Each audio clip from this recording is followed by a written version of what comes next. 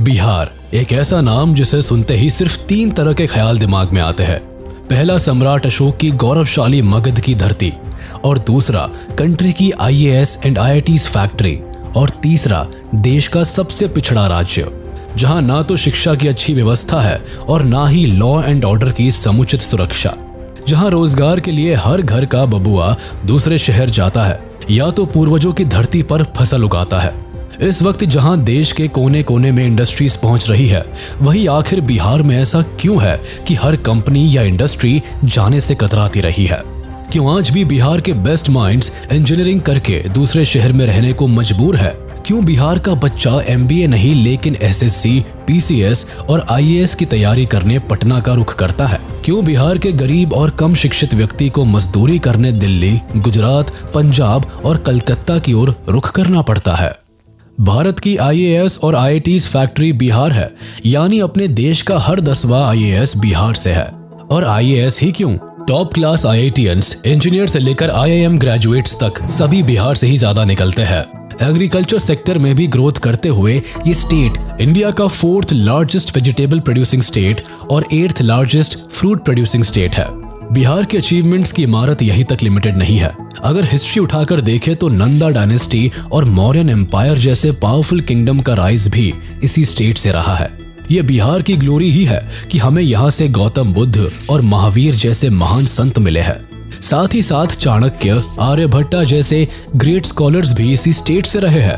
अपने समय की वर्ल्ड फेमस यूनिवर्सिटीज नालंदा और विक्रमशिला भी बिहार में ही हुई है। लेकिन हिस्टोरिकली इतना रिच और पॉपुलर होने के बाद भी ये स्टेट बड़ी इन्फ्लुएंशियल कंपनीज को अपने स्टेट तक खींच लाने में पूरी तरह फेल रहा है। आखिर क्या रीजंस रहे हैं कि बाकी स्टेट्स की तरह यहाँ कंपनीज और इंडस्ट्रीज अपना एक्सपेंशन करने में फेल रही है? आखिर क्यों कोई भी इंडस्ट्री बिहार में अपना मैन्युफैक्चरिंग प्लांट नहीं लगाना चाहती है? इस राज्य में इन्वेस्टमेंट की इतनी किल्लत क्यों है? अब इस सवाल का जवाब लॉजिकली चाहे जो भी हो, लेकिन जब बिहार के चीफ मिनिस्टर से स्टेटमेंट मांगा गया तो उनका कहना कुछ ऐसा था। ये सही बात है कि कोई बड़ा उद्योग यहाँ कोई आना नहीं चाहता। ये चारों तरफ कहीं कोई समुद्र नहीं, जो समुद्र के नजदीक वाले इलाके होते हैं वहीं पर लोग लगाते हैं। अब नीतीश कुमार ऐसा इसलिए मानते हैं क्योंकि बिहार से सबसे नजदीकी पोर्ट वेस्ट बंगाल में लोकेटेड है, जिसकी बिहार से दूरी 700 किलोमीटर है, यानी आसपास समंदर का नामो निशान नहीं है। तो फिर भला क्यों कोई इंडस्ट्री इतनी दूर अपनी फैक्ट्री खोलने का रिस्क उठाएगी? कुछ ऐसी ही सोच बिहार की सत्ता में बैठे बड़े नेताओं की भी रही है। तभी तो स्टेट से कोस्टल एरियाज में पोर्ट डेवलप करने की मांग भी कई बार उठ चुकी है। मगर देखा जाए तो भारत में केवल बिहार ही एक लैंडलॉक्ड स्टेट नहीं है। ऐसी कई स्टेट्स है जो लैंडलॉक्ड होने के बाद भी डेवलप होने में कामयाब रही है। अब जरा इस मैप पर ही नजर डाल लीजिए। इसमें पंजाब, हरियाणा जैसे राज्यों में क्या आपको सुंदर बीचेस और बड़े ओशन नजर आ रहे हैं? नहीं ना। लेकिन टोटली लैंडलॉक्ड होने के बाद भी यहाँ फैक्ट्रीज की कोई कमी नहीं है। स्पेशली ये दोनों राज्य इंडस्ट्रियल इन्वेस्टमेंट को अपनी तरफ खींचने में काफी कामयाब रहे हैं। खास तौर पर हरियाणा इंडस्ट्रियल सेक्टर सालों से लार्जेस्ट ऑटोमोबाइल हब बनकर बैठा है। इसने IT फील्ड में भी काफी तेजी से ग्रो किया है। वहीं पंजाब एक बड़ा टेक्सटाइल हब है। इसे वीट बोल के रूप में तो लोग जानते ही है, लेकिन ये स्टेट अपने sports goods, leather works, optical, semiconductor, instrumentation और IT कंपनीज के लिए भी मशहूर है। अब अगर ये जरा भी सच होता तो बिहार अपने प्री कॉलोनियल पीरियड में कभी ट्रेड नहीं कर पाता। इतिहास हमें बताता है कि मुगल एरा से लेकर मॉडर्न पीरियड में भी इस स्टेट का व्यापार इंडियन ओशन से कनेक्टेड था।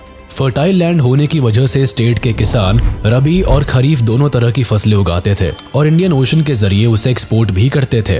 ब्रिटिश राज में पटना एक इम्पोर्टेंट ट्रेड सेंटर बनकर भी उभरा था, लेकिन इस राज्य की फेल्ड इंडस्ट्रियल पॉलिसीज के कई सारे रीजंस रहे हैं। इंडिपेंडेंस के बाद देश में इंडस्ट्रियलाइजेशन ना के बराबर थी। मुख्य रूप से बिहार और वेस्ट बंगाल ही पूरे देश का इंडस्ट्रियल स्पॉट था। यहाँ माइंस की उपलब्धता थी। इन दिनों देश में कई शहर थे जहाँ माइंस और रॉ मटेरियल की कमी के कारण इंडस्ट्रियलाइजेशन नहीं हो पा रहा था। तो इसीलिए पूरे देश में इंडस्ट्रियलाइजेशन को स्प्रेड करने के लिए सरकार ने फ्रेट इक्वलाइजेशन पॉलिसी लाई, जिसके द्वारा माइंस और रॉ मटेरियल के माल ढुलाई के खर्च को गवर्नमेंट ने सब्सिडाइज कर दिया, जिससे कि इंडस्ट्रियल मालिकों को ट्रांसपोर्टेशन में आने वाला खर्च अब अधिक नहीं रहा। इस पॉलिसी के बाद देश में इंडस्ट्रियल क्रांति आ गई। अब दिल्ली, मुंबई, सूरत, वडोदरा जैसे शहरों में फैक्ट्रीज लगने लगी। इस पॉलिसी से देश में तो इंडस्ट्रियलाइजेशन आ गई, लेकिन इस पॉलिसी ने बिहार के इंडस्ट्रियलाइजेशन की जड़ों को हिला दिया। अब इंडस्ट्रीज यहाँ आने के बदले यहाँ के रॉ मटेरियल्स को बड़े शहरों में इंपोर्ट करने लगे और बिहार कुछ ही दिनों में बस रॉ मटेरियल सप्लाई मैनेजमेंट का हिस्सा बनकर रह गया। सन 2000 में बिहार और झारखंड के बंटवारे के बाद तो स्थिति और बदतर हो गई। झारखंड के साथ ही बिहार से टाटानगर, जमशेदपुर और छोटा नागपुर का एरिया भी चले गए। अब बिहार में बचे तो कुछ लाइमस्टोन की खदानें और खेतीहर मजदूर जिनके पास अपने खेत तक नहीं थे। वहीं दूसरी ओर सरकार ने फ्रेट इक्वलाइजेशन पॉलिसी के तहत सिर्फ मैन्युफैक्चरिंग यूनिट्स के ही रॉ मटेरियल्स जैसे iron, steel, fertilisers and cement वगैरह पर ये सब्सिडी लगाई, जिससे कि बिहार की जो इंडस्ट्रीज थी वो तो अब बाहर का रुख करने लगी। लेकिन उन्हीं दिनों टेक्सटाइल एंड कॉटन, पेट्रोलियम और इलेक्ट्रिकल पावर की जो इंडस्ट्रीज थी वो बिहार की तरफ ना आ सकी, क्योंकि इन इंडस्ट्रीज को किसी भी तरह की सब्सिडी या छूट नहीं मिल सकी। इस पॉलिसी ने बिहार इंडस्ट्रियलाइजेशन को दोहरी मार दे दी। अब स्टील इंडस्ट्री को ही ले लेते हैं। पहले सिर्फ बिहार और वेस्ट बंगाल में ही स्टील प्लांट्स थे और इन दिनों पंडित जवाहरलाल नेहरू ने स्टील इंडस्ट्रीज को प्रमोट करने के लिए बिहार के कई जिलों समेत पश्चिम बंगाल, मध्य प्रदेश और ओडिशा के भी जगहों पर प्लांट्स लगाने की बात की थी। लेकिन एफईपी के बाद ये इंडस्ट्रीज मोस्टली वेस्टर्न और सदर्न इंडिया में मूव आउट कर गए। वहीं दूसरी ओर महाराष्ट्र और गुजरात में टेक्सटाइल इंडस्ट्रीज बिहार की तरफ नहीं आ पाई, क्योंकि कॉटन जैसे कच्चे माल के ट्रांसपोर्टेशन के लिए किसी भी तरह की सब्सिडी नहीं मिली थी। इस तरह पश्चिमी और दक्षिणी भारत में वहां की अपनी इंडस्ट्रीज और एफईपी के बाद मैन्युफैक्चरिंग इंडस्ट्रियलाइजेशन बहुत बढ़ गई। वहीं पूर्वी उत्तर भारत में जो बचे हुए इंडस्ट्रीज थे वो भी मूव आउट कर गए, स्पेशली बिहार से, और इस तरह से बिहार से इंडस्ट्रीज खत्म होने के कगार पर पहुंच गई। अंग्रेजों के समय में बिहार में जमींदारी प्रथा लागू कर दी गई थी, जिसके तहत किसानों को किसी भी कीमत पर हर सीजन में जमींदार को लगान देना पड़ता था। ऐसे में किसान कई बार सूखे और बाढ़ की वजह से लगान नहीं दे पाते थे। अब ऐसी स्थिति में जमींदार उनके खेत ले लिया करते थे और ये किसान अब अपने ही जमीन पर मजदूर की तरह खेती करने को मजबूर हो गए। ऐसी स्थिति में भारत के आजादी तक अनइवन रूप से जमीनें बटी हुई थी, जिसके कारण बिहार के 50% से अधिक खेतीहर मजदूर बन गए थे, क्योंकि वो जमींदारों की खेती करने लगे थे। 1950 में जमींदारी अबॉलिश हुई और फिर 1962 में आए लैंड सीलिंग एक्ट के तहत बिहार में सिंगल लैंड ओनरशिप को खत्म करने की कोशिश की गई, लेकिन आज तक गवर्नमेंट इस पर अधिक काम नहीं कर पाई। उसके बाद बिहार में कभी भी लैंड रिफॉर्म्स नहीं हुए, जिससे बिहार की जमीनें छोटे छोटे टुकड़ों में ही बटी रह गई। दरअसल बिहार की इकोनॉमी में एक बड़ा कंट्रीब्यूशन एग्रीकल्चर सेक्टर का रहता है, जहां के लोकल लोग अपनी जमीन पर फैक्ट्रीज लगाने के बजाय इस पर खेती करना ज्यादा बेहतर समझते हैं। सालों से ये लोग अपना गुजर बसर करने के लिए जमीन पर ही निर्भर है। इनसे न केवल इनका घर चलता है, बल्कि इनकी जरूरती सुविधाएं भी जमीन के सहारे ही पूरी होती है। आज भी बिहार की 80% आबादी डायरेक्टली या इनडायरेक्टली एग्रीकल्चर सेक्टर में इन्वॉल्व है। ऐसे में जमीन के मालिकों से लैंड एक्वायर करके वहां मैन्युफैक्चरिंग प्लांट की इमारत खड़ी करना केवल एक सपना ही रह जाता है। अब आप सोच रहे होंगे कि एक प्राइवेट कंपनी आखिर डायरेक्टली सरकार से भी तो लैंड ले सकती है। ऐसा करना पॉसिबल नहीं हो पाता है, क्योंकि राज्य में लोगों ने बेहद ही छोटी छोटी मात्रा में लैंड खरीद रखे हैं। अगर कंपनी को 10 हेक्टेयर जमीन की भी जरूरत होती है तो सरकार को इस डील को पास करने में 100 लोगों से समझौते करने पड़ते हैं। इतने कॉम्प्लेक्स पैटर्न के चलते सरकार चाहकर भी प्राइवेट कंपनी को जमीन नहीं दे पाती है। खुद बिहार के फाइनेंस मिनिस्टर रह चुके सुशील मोदी ये तक कह चुके हैं कि कोई भी प्राइवेट इंडस्ट्री बिहार में कदम नहीं रखना चाहती, क्योंकि सरकार के पास देने के लिए जमीन है ही नहीं। यहाँ की सरकार भी प्राइवेट कंपनीज को लेकर इतना सपोर्टिव रवैया नहीं रखती है। अब ऐसा हम इसीलिए कह रहे हैं क्योंकि पहले भी कई स्मॉल स्केल इंडस्ट्रीज ने बिहार में फलने फूलने की कोशिश की है, लेकिन उनके हाथ केवल निराशा ही लगी है। पिछले 30 सालों में कई इंडस्ट्रीज ने इस स्टेट में दम तोड़ दिया है। इसका सबसे बड़ा एग्जाम्पल शुगर मिल है। बिहार की 33 में से 18 शुगर मिल्स पर ताले लग चुके हैं। 1960 से 70 के दशक में बिहार भारत के शुगर प्रोडक्शन में 40% का कंट्रीब्यूशन करता था, लेकिन अब यही आंकड़ा घटकर 2% तक रह गया है। राइस मिल्स की बात करें तो बिहार का 40% कल्टीवेटेड लैंड चावल उगाने के काम आता है। इस स्टेट में कभी 3000 राइस मिल्स हुआ करती थी, लेकिन स्कैम की चपेट में आते ही इसमें से 2000 मिल्स रातों रात बंद हो गई। बिहार में इंडस्ट्री के क्लोज होने का एक कारण वसूली भी रहा है। बिहार के किशनगंज से लेकर मुजफ्फरपुर तक कई मिल्स ऐसी है जो इसी वजह से खाली पड़ी है। जाहिर है कोई भी फैक्ट्री रातों रात खड़ी नहीं हो जाती है। इसके लिए सरकार को भी इन्वेस्टर्स को अट्रैक्ट करने के लिए कई पापड़ बेलने पड़ते हैं। नतीजा ये रहा है कि स्टेट में इंडस्ट्रीज की कमी को स्पिल ओवर इफेक्ट से भी जोड़कर देखा जाता है। दरअसल अगर एक ही स्टेट, सिटी या टाउन में हाईली टैलेंटेड और स्किल्ड वर्किंग क्लास इकट्ठा हो जाते हैं तो बड़ी से बड़ी कंपनीज अपने आप ही उस एरिया की तरफ अट्रैक्ट होती है। इससे होता यह है कि स्टेट की इकोनॉमी तेजी से ग्रो करती है। डेवलपमेंट के चलते न्यू अपॉर्चुनिटीज बिल्डअप होती है, लोगों को एम्प्लॉयमेंट मिलता है, स्टैंडर्ड ऑफ लिविंग भी बेहतर बनती है, हेल्थ एंड एजुकेशन फैसिलिटीज बेहतर होती जाती है और ग्रोथ की ये साइकिल इस तरह एक पुअर स्टेट को डेवलप्ड स्टेट में ट्रांसफॉर्म कर देती है। स्पिल ओवर इफेक्ट की वजह से ही गुड़गांव जैसे प्रदेश इंडस्ट्रियलाइज्ड हुए, जहां की राज्य सरकार ने प्राइवेट कंपनीज को सब्सिडीज देकर अपने स्टेट में स्टार्टअप सेट करने का मौका दिया था। इसी के तहत मारुति ने भारत की पहली ऑटोमोबाइल फैक्ट्री हरियाणा में खोली थी। इससे यहाँ उन्हें न केवल सस्ते लेबर मिले बल्कि लोगों के लिए भी न्यू जॉब अपॉर्चुनिटीज बिल्डअप होती गई। लोगों के हाथ में पैसा आया और वह कई लेवल पर स्किल्ड होते चले गए। इससे बाकी प्राइवेट कंपनीज भी गुड़गांव की तरफ अट्रैक्ट होती गई और आज आलम ऐसा है कि हरियाणा न केवल ऑटोमोबाइल सेक्टर में नंबर 1 है बल्कि गुड़गांव एक MNC हब बन चुका है। वही बिहार की इकोनॉमी और इंडस्ट्रियल पॉलिसीज पर नजर डाले तो ये स्टेट अपनी एग्जिस्टिंग इंडस्ट्री को भी कंटिन्यू रखने में फेल रहा है। गरीबी और वीकर एजुकेशन सिस्टम के चलते स्टेट की एक बड़ी आबादी अनएजुकेटेड है। साथ ही स्किल्ड लेबरर की भी यहाँ भारी कमी है। बिहार में सिर्फ डिग्री एजुकेशन ही नहीं बल्कि टेक्निकल एजुकेशन की भी भारी समस्या है। यहाँ के बच्चों को ना ही तो स्किल सेंटर की सुविधा है और ना ही यहाँ गवर्नमेंट के तरफ से स्किल्ड लेबर तैयार करने की कोई मुहिम ही चलाई गई। सरकार की ओर से चलाए जाने वाले स्किल सेंटर्स में पढ़ रहे यूथ्स को भी एम्प्लॉयमेंट बाहर की कंपनीज में ही मिल पाती है। ऐसे में स्किल्स का प्रसार प्रचार भी नहीं हो पाता। अब टेक्नोलॉजी के जमाने में सारी कंपनीज और ऑर्गेनाइजेशंस को स्किलफुल लोग चाहिए होते हैं, जिसकी कमी के कारण बिहार का रुख नहीं कर पाते।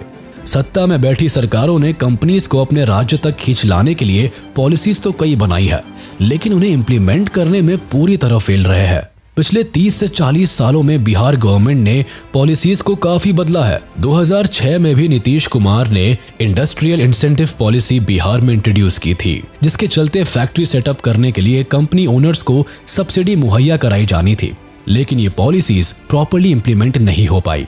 जिन कंपनीज ने अपनी फैक्ट्रीज को सेटअप भी किया था वो भी सब्सिडीज के लिए कोर्ट के धक्के खाते रहे। साथ ही कई कंपनीज ने दावा किया कि कोर्ट जाकर अपने लिए सब्सिडी मांगना और फिर उस फैक्ट्री को सेटअप करना बहुत ही टाइम टेकिंग प्रोसेस है। सारी कंपनीज इन सब झंझटों से दूर रहना ही पसंद करती है। खास तौर पर जो बिजनेस अपने स्टार्टअप फेज में होते हैं वह इस तरह की लोकेशन को अवॉइड करना ही पसंद करते हैं। अब बिहार की गवर्नमेंट ने इस बैड रेपुटेशन को बदलने के लिए और पॉलिसीज को रिवाइव करने के लिए हालांकि एक नई पोस्ट प्रोडक्शन पॉलिसी भी लॉन्च की, लेकिन इससे भी बिजनेस ओनर्स कुछ खास खुश नहीं हुए। कोई भी कंपनी ऐसी सरकार पर कैसे भरोसा कर सकती है जिसका इंडस्ट्री को लेकर ट्रैक रिकॉर्ड अच्छा नहीं है।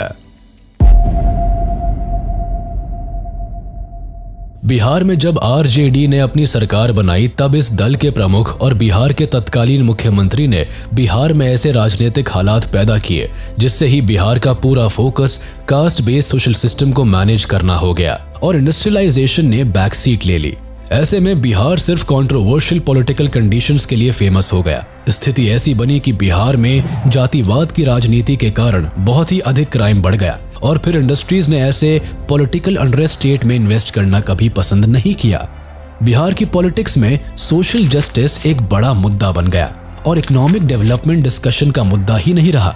अपर कास्ट ने दूसरे स्टेट की तरफ माइग्रेट करना शुरू कर दिया। इनके पास न केवल पैसा और जमीन थी बल्कि ये हाईली क्वालिफाइड भी थे।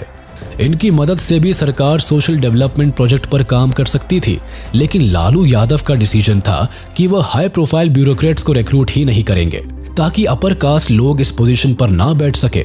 उनके ऐसे फैसलों ने न केवल बिहार की इकोनॉमी को कमजोर किया बल्कि कई लेवल्स पर स्टेट गवर्नमेंट को भी कमजोर कर दिया। यंग जनरेशन को एम्प्लॉयमेंट नहीं मिल पाया, लोअर क्लास लोगों को भी गरीबी से छुटकारा नहीं मिला और रही सही कसर करप्शन ने पूरी कर दी। पिछले 30 से 40 सालों में बिहार में करप्शन ने राज्य को खोखला कर दिया है।